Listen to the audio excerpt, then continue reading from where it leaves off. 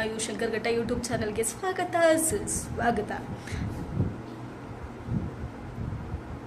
Sound ಬಂತು P ಜಿನಲ್ಲಿ. ಇವತ್ತು ಬೆಳಗ್ಗೆ 5:30 ಎದ್ದು ಒಂದು ಸ್ವಲ್ಪ ಮೊಬೈಲಲ್ಲಿ ಅದು ಇದು ವೀಡಿಯೋಸ್ ಎಲ್ಲ ನೋಡಿಕೊಂಡು ಆ್ಯಂಡ್ ದೆನ್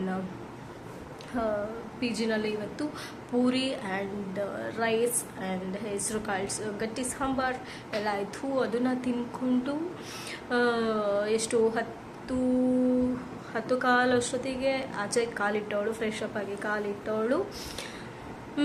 ಇಲ್ಲಿ ನಿಯರೆಸ್ಟ್ ಒಂದು ಹೋಟೆಲ್ ಇದೆ, ಅಲ್ಲಿ ಕಾಫಿ ಕುಡ್ಕೊಂಡು ಆಮೇಲೆ ಇವತ್ತು ಒಂದು ಚಾನಲಲ್ಲಿ ಇಂಟರ್ವ್ಯೂ ಕೊಡ್ಲಿಕ್ಕಂತ ಇತ್ತು, ನ್ಯಾಷನಲ್ ಲೆವೆಲ್ ಚಾನಲ್. ಆ್ಯಕ್ಚುಲಿ ನನಗೆ ಕಾಲ್ ಬಂದಿದ್ರ ಪ್ರಕಾರ ಅಲ್ಲಿ ನಾನು ಅಂದ್ಕೊಂಡಿದ್ದು ಸ್ಯಾಲ್ರಿ ಬಂದು 22 to 26K ಇದೆ, 26K ಇದೆ ಅಂತ ಹೇಳಿದ್ರು. ದಟ್ಸ್ ವೈ ನಾನು ಇಂಟರ್ವ್ಯೂ ಕೊಡೋಣ ಅಂತ ಹೋದೆ. ಆಯಿತಾ, ಹೋಗಿ ಲೈಕ್ ನಮಗೆ ಟೈಪಿಂಗ್ ಬರುತ್ತೆ, ಬಟ್ ಅಷ್ಟು ಕಂಪ್ಲೀಟಾಗಿ ಏನು ಬರಲ್ಲ.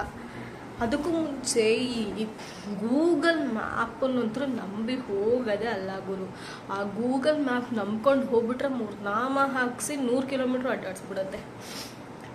ಒಂದೊಂದು ನಿಮಿಷಕ್ಕೂ ಗೂಗಲ್ ಮ್ಯಾಪ್ನ ಚೇಂಜ್ ಮಾಡ್ತಾನೆ ಇರಬೇಕಾಗತ್ತೆ. ಚೇಂಜ್ ಮಾಡೋಕ್ಕಿಂತ ಅಗೇನ್ ಆ್ಯಂಡ್ ಅಗೇನ್ ಕೊಡ್ತಾ ಇರಬೇಕಾಗತ್ತೆ. ಹಾಗೇ ತಗೊಂಡು ಫೈನಲಿ ನಾನು ಹೋಗಬೇಕಾಗಿದ್ದ ಚಾನಲ್ಗೆ ಹೋಗಿ ಆಯಿತು. ಹೋಗಿ ಇಂಟರ್ವ್ಯೂ ಅನ್ನೋಕ್ಕಿಂತ ಇಂಟರ್ವ್ಯೂ ಎಲ್ಲ ಹೇಗಿತ್ತು ಅಂದರೆ ಲೈಕ್ ನಮ್ಮದು ಜರ್ನಲಿಸಮ್ ರಿಲೇಟೆಡ್ ಏನಿರುತ್ತೆ, GK ಕ್ವೆಶನ್ಸ್ ಆಗಿರ್ಬೋದು, AV ಆಗಿರ್ಬೋದು, ಪ್ಯಾಕೇಜ್ ಆಗಿರ್ಬೋದು, ಹಾಗೆ ವಾಯ್ಸ್ ಓವರ್ ಈ ಥರ ಎಲ್ಲ ಇತ್ತು. ಸೊ ಎಲ್ಲ ಮುಗಿಯೋಷ್ಟೊತ್ತಿಗೆ ಒಂದು ಆಫ್ಟರ್ನೂನ್ ಒಂದು 3:15 ಅಷ್ಟೊತ್ತಿಗೆ ಮುಗೀತು.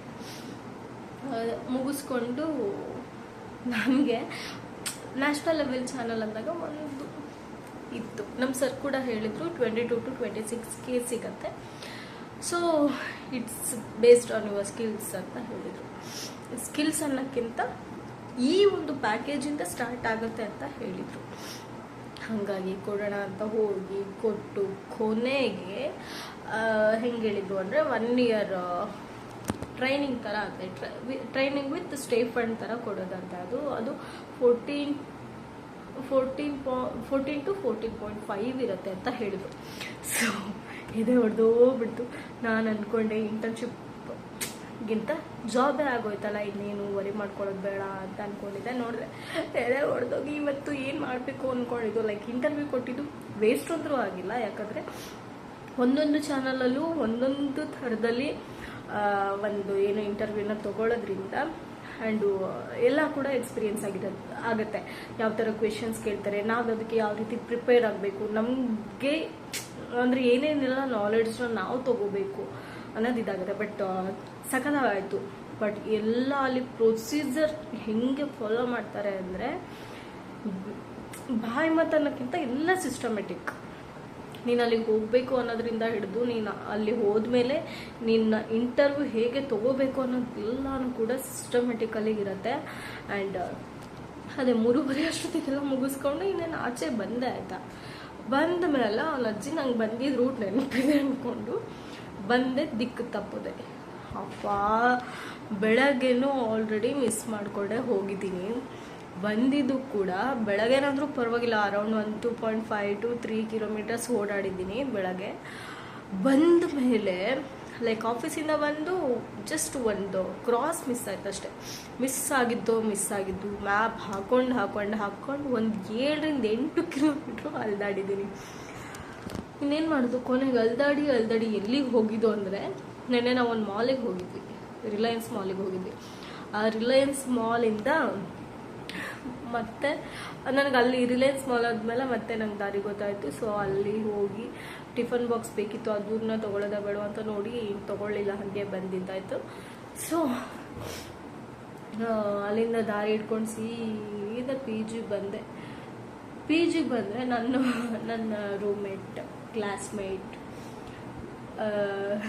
ಫ್ರೆಂಡ್ ಎಲ್ಲನೂ ಆಗಿರುವಂತಹ ಭಾರ್ಗವಿ ಅವರು ಬೀಗನೇ ಹಾಕೊಂಡು ಹೋಗಿರಲಿಲ್ಲ. ಗೊತ್ತಾ, ಬೀಗ ಯಾಕೆ ಹಾಕೊಂಡು ಹೋಗಿರಲಿಲ್ಲ ನನಗಂತೂ ಗೊತ್ತಾಗಲಿಲ್ಲ.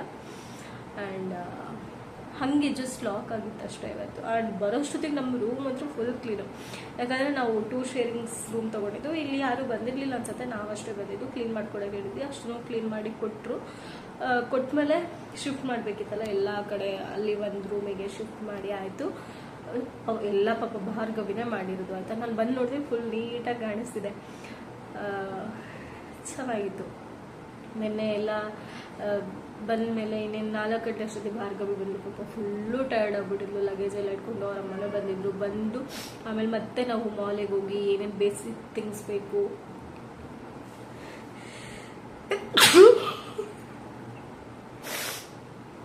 ಎಲ್ಲಾನು ತೊಗೊಂಡು ಇದು ಮಾಡಿದ್ವಿ.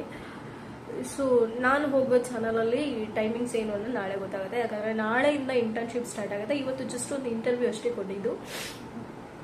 ಭಾರ್ಗವಿದು ಪ್ರಜಾವಾಣಿ ಪೇಪರ್ಗೆ ಹೋಗ್ತಾ ಇರೋದ್ರಿಂದ ಅವಳು ಬಂದು ಅವಳಿಗೆ 3 ಗಂಟೆ ಅಥವಾ 3:30 ರಾತ್ರಿ 8:30ವರೆಗೂ ಅವ್ರದ್ದು ಆಫೀಸ್ ಇರೋದು. ಸೊ ಟೈಮ್ ಸ್ವಲ್ಪ ಹಿಂಗಿದೆ. ಇದಾಗಿತ್ತು ಇವತ್ತಿನ ವಿಡಿಯೋ. ಯಾರ್ಯಾರೆಲ್ಲ ನಾನು ವೀಡಿಯೋಸ್ ನೋಡಿರಿ ಅವ್ರಿಗೆಲ್ಲ ಥ್ಯಾಂಕ್ ಯು ಸೊ ಮಚ್ ಅಂತ ಹೇಳ್ತಾ ಎಲ್ರಿಗೂ ಲವ್ ಯು, ಟೇಕ್ ಕೇರ್, ಬಾಯ್. ಅದಕ್ಕಿಂತ ಮುಂಚೆ ಕೆಲವೊಮ್ಮೆ ಲೈಕ್ ನಾವು ಇನ್ನೊಬ್ರು ಕೆಳಗೆ ಕೆಲಸ ಮಾಡ್ತೀವಿ ಅಥವಾ ಇನ್ನೊಬ್ರು ಕೆಳಗೆ ಕೆಲಸ ಮಾಡ್ತಾ ನಮ್ಮ ಸ್ಕಿಲ್ಸ್ಗೆ ಅಥವಾ ನಮ್ಮ ನಾಲೆಡ್ಜ್ಗೆ ತಕ್ಕನಂಗೆ ಸ್ಯಾಲ್ರಿ ಸಿಗತ್ತೆ, ಅಥವಾ ನಮ್ಮ ಎಕ್ಸ್ಪೆಕ್ಟೇಷನ್ ಸ್ಯಾಲ್ರಿ ಏನಿರುತ್ತೆ ಅದು ಸಿಗತ್ತೆ, ಅಥವಾ ನನ್ನ ಒಂದು ಐಡೆಂಟಿಟಿ ಬೇಕು ಅದಕ್ಕೋಸ್ಕರ ನಾನು ಎಫರ್ಟ್ ಹಾಕ್ತೀನಿ, ನಾನು ಎಲ್ಲ ಸ್ಕಿಲ್ಸ್ನು ಯೂಸ್ ಮಾಡ್ತೀನಿ ಇನ್ನೊಬ್ರು ಕೆಳಗೆ ಮಾಡಬೇಕಾದ್ರೆ ಅಂತ ಅಂದ್ಕೊಂಡ್ರೆ ದಟ್ಸ್ ಇಂಪಾಸಿಬಲ್. ಇನ್ನೊಬ್ರು ಕೈ ಕೆಳಗೆ ಮಾಡುವಾಗ ನಮ್ಮ ಆಪೋಸಿಟ್ ವ್ಯಕ್ತಿ ಏನಿರ್ತಾರೆ ಆತ ಹೇಳಿದ್ದನ್ನೇ ಕೇಳಬೇಕಾಗತ್ತೆ. ಅವನಿಗೇನು ಮಾಡು ಅಂತನೋ ಅದೇ ಮಾಡಬೇಕಾಗತ್ತೆ, ಹೇಗೆ ಮಾಡು ಅಂತನೋ ಹಾಗೆ ಮಾಡಬೇಕಾಗತ್ತೆ, ಎಷ್ಟು ಮಟ್ಟಿಗೆ ಮಾಡಬೇಕು ಅಂತ ಹೇಳ್ತಾನೋ ಅಷ್ಟನ್ನೇ ಮಾಡಬೇಕಾಗತ್ತೆ. ಬಟ್ ನಾವು ಅಂದ್ಕೊಂಡಿದ್ದನ್ನ ಮಾಡೋಕ್ಕೆ ಹೋದಾಗ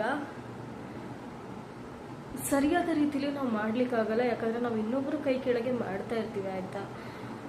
ಮತ್ತು ನಮಗೆ ಎಷ್ಟು ಮಟ್ಟಿಗೆ ಕೆಲಸಗಳು ಸಿಗಬೇಕು ಅಥವಾ ನಮ್ಮ ಟ್ಯಾಲೆಂಟ್ಗೆ ನಮ್ಮ ಸ್ಕಿಲ್ಸ್ಗೆ ಏನು ಸಿಗಬೇಕು ಅದು ಸಿಗಲ್ಲ. ನಾವು ಎಕ್ಸ್ಪೆಕ್ಟೇಷನ್ಸ್ ಇಟ್ಕೊಳ್ಳೋದೇ ಇಲ್ಲ. ಅದು ಸಿಗಬೇಕು ಅಂದರೆ ಇದು ತುಂಬ ಹಿಡಿಬೇಕಾಗತ್ತೆ, ಅದು ಹಿಡಿಬೇಕಾಗತ್ತೆ, ಇಲ್ಲಾಂದರೆ ಸಿಂಟೆಕ್ಸ್ ಹಿಡಿಬೇಕಾಗತ್ತೆ.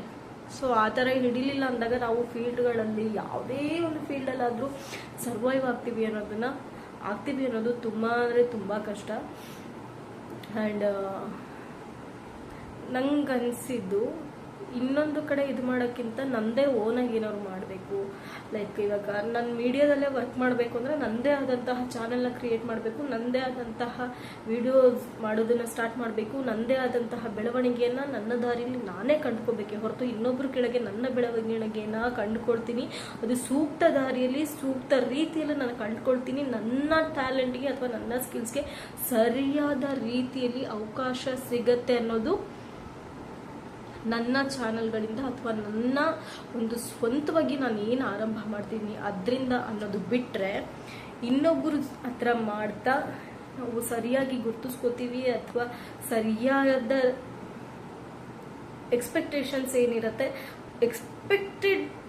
ಏನಿರುತ್ತೆ ಅಷ್ಟೂ ಬೇಡ, ಅದಕ್ಕೂ ಕಡಿಮೆ ಇದ್ರೂ ಪರವಾಗಿಲ್ಲ. ಆದರೆ ನಮಗೆ ಬೇಕಾದಂತಹ ಅವಕಾಶ ನಾವು ಏನು ಮಾಡಬೇಕು ಅಂತ ಹೊರಟಿದ್ದೀವಿ ಅದಕ್ಕೆ ಸರಿಯಾದಂತಹ ಒಂದು ವೇದಿಕೆ ಸಿಕ್ಕಿಲ್ಲ ಅಂದಾಗ ನಾವು ಮಾಡ್ತಿರೋದನ್ನೇ ವೇಸ್ಟ್ ಅನ್ನೋ ರೀತಿ ಆಗ್ಬಿಡುತ್ತೆ.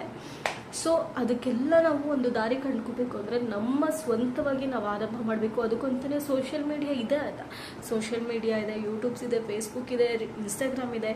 ನಮ್ಮ ದಾರಿನ ನಾವು ಕಂಡುಕೊಳ್ಳೋಕ್ಕೆ ಇದು ಒಳ್ಳೆ ಪ್ಲ್ಯಾಟ್ಫಾರ್ಮ್ ಅಂತ ನನಗಂತೂ ಅನಿಸ್ತು. ಆ್ಯಂಡ್ ಇದು ಯಾವಾಗ ನನಗೆ ಅನ್ಸೋಕ್ಕೆ ಶುರುವಾಗಿದ್ದು ಅಂದರೆ ಎಲ್ಲ ಕಡೆ ಇಂಟರ್ವ್ಯೂ ಕೊಡಲಿಕ್ಕೆ ಸ್ಟಾರ್ಟ್ ಮಾಡಿದಾಗ. ಯಾಕಂದರೆ ನಮ್ಮಲ್ಲಿ ಎಷ್ಟೇ ಟ್ಯಾಲೆಂಟ್ ಇದ್ದರೂ, ನೀನು ವಾಯ್ಸ್ ಓವರ್ ಆರ್ಟಿಸ್ಟ್ ಆಗಿರು, ನೀನು ರೈಟಿಂಗಲ್ಲಿ ಚೆನ್ನಾಗಿರು, ಅಥವಾ ನೀನು ಆ್ಯಂಕರಿಂಗ್ ಮಾಡು, ಅಥವಾ ನೀನು ಒಳ್ಳೆ ಎಡಿಟರ್ ಆಗಿರು, ವಾಟ್ ಎವರ್ ಏನೇ ಆಗಿರು, ಆದರೆ ಯಾವುದ್ರಲ್ಲೇ ನೀನು ಮಾಡಬೇಕು ಅಂದರೆ ನೀನು ಎಕ್ಸ್ಪೆಕ್ಟ್ ಮಾಡುವಂತಹ ಕೆಲಸ ನಿಮ್ಗೆ ಸಿಗಲ್ಲ, ಅಥವಾ ನೀನು ಏನು ಮಾಡಬೇಕು ಅಂದ್ಕೊಂಡಿರ್ತೀಯ ಅದು ಆಗಲ್ಲ. ಸೊ ನಾವು ಇರುವಂತಹ ಸೋರ್ಸನ್ನ ಸರಿಯಾಗಿ ಯುಟಿಲೈಸ್ ಮಾಡಿಕೊಂಡು ನಮ್ಮ ಬೆಳವಣಿಗೆನ ನಾವು ಕಂಡ್ಕೋಬೇಕಾಗತ್ತೆ ಅನ್ನೋದು ನನಗನ್ಸಿದ್ದು ಈ ಒಂದಷ್ಟು ಎಲ್ಲ ನೋಡಿದ ಮೇಲೆ. ಆ್ಯಂಡ್ ಗೊತ್ತಿಲ್ಲ, ಇನ್ನು ಫ್ಯೂಚರ್ ಎಲ್ಲಿಂದ ಇಲ್ಲಿಗೆ ಹೇಗೆ ಯಾವ ಕ್ಷಣದಲ್ಲಿ ಹಿಂಗೆಲ್ಲ ಟರ್ನ್ ಮಾಡೋಕ್ಕೆ ರೆಡಿಯಾಗಿದೆ ಗೊತ್ತಿಲ್ಲ. ಸೊ ಯಾರೆಲ್ಲ ವೀಡಿಯೋಸ್ ನೋಡಿದ್ರೆ ಅವ್ರಿಗೆಲ್ಲ ಥ್ಯಾಂಕ್ ಯು ಸೋ ಮಚ್ ಅಂತ ಹೇಳ್ತಾ love you, take care, by.